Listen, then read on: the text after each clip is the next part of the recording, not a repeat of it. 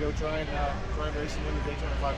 So we have a really fast car and our duels, and we're able to race towards the front. And we're lacking some Fords in our duel. We have a lot of Chevys, so hard to overcome that. So we'll have to start beating the field. But it's a 500-mile race, and a lot of things can happen. A lot happens with strategy. A lot of talk about fuel mileage, and really the reason why that fuel mileage chatter really comes up, not necessarily because we're going to run out of fuel, because all of us typically have to stop in stages in each race. Most of the stages, they're about 60, 65 laps. You're going to have to get anytime after 40. You can't make it to 60 laps.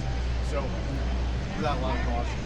So, a lot of that fuel saving is more due to the strategy of how you line up the stop and where you end up coming out, how short your stop is, or how fast the cycle is, how many cars you come with. It's very complicated. I'm not going to say everyone's got to figure it out, because it always changes. It's always different depending on how many cars you have and what the scenario is. But that's a lot of what we're doing in those moments. So the racing changes because of that as well. So being able to manage that, I think there's a lot of opportunity for us to get track position with that early in the race. And from there, stay out of the trouble. I think we got to stay out of the early mess. It's usually a mess early. 40 cars, we haven't been out on track with all 40 of us yet. See how our cars drive. I think a lot of cars, really in all three series this weekend have struggled for handling. I honestly thought our car drove really well in the duels, just balance-wise. Felt like I could stay up close to people. Wasn't really having any unpredictable slides. And a lot of those unpredictable slides you see will be off of turn 4.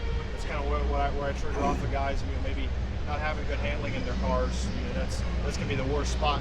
It's kind of the tightest corner exit, but also flattens out super fast. So those are kind of some triggers that we trigger off of, and I've got to make sure my car handles pretty well during that. So past that, obviously Joey and Ryan, we're in their duel together, able to start up front and execute that super well. So we're going to try and find those guys later at some point in the day, but I think we all have some confidence in our race cars. So past that, it's a fun day because it's our biggest day of the year. So a lot of nerves for a lot of folks, but I don't know, you kind of have to approach it the same, because at the end of the day, it is the start of a race season as well, and going for points and all that. But don't worry about points next week. I just want to win the race today.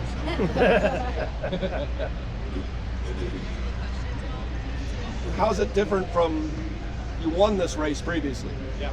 That was what, 22? Yes, sir. How's it different from then to now in your eyes? Yeah, great question. So in 2022 was my rookie year, but the cars, the next gen car, if you will, this chassis, this format of race car, how they're built, was a lot different than 5-10 years ago. And that was the first race with that car. So everyone's learning something brand new, adapting on the fly, understanding what's happening while it's happening. Whereas this is 5 years on from that. So if I used my basic understanding of the car then now, I'd be completely lost. So the cars have developed so much, the drivers, the mentality of the races, this fuel strategy game, the kind of posture, your track position. It's all changed a lot since then. So you kind of have to continue to evolve with it. And I think the common thread is that we've had really fast race cars really since. Our guys have done it